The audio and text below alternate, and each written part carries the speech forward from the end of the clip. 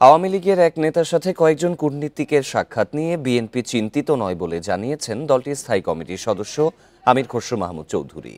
কে কার সাথে বৈঠক করল তা মুখ্য নয়, দেশের জনগণ কি চায় সেটি মুখ্য বিষয় বলে জানান তিনি।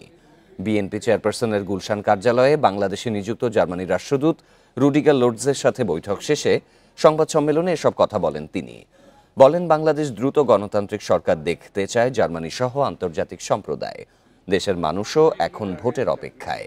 নির্বাচন প্রসঙ্গে এই বিএনপি নেতা বলেন, প্রতিটি রাজনৈতিক দলের স্বাধীনভাবে কাজ করার অধিকার আছে, বাধা বিপত্তির রাজনীতি থেকে বেরিয়ে আসতে হবে।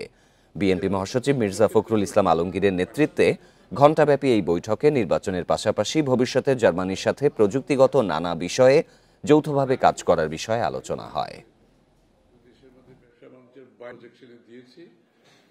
সেই চাকরি কোন কূটনীতিবিদ কার বাসায় সব এটা হচ্ছে তাদের নিজস্ব বিষয়। এটা নিয়ে বিএনপির কোনো মাথা ব্যথা এগুলো চিন্তা নেই।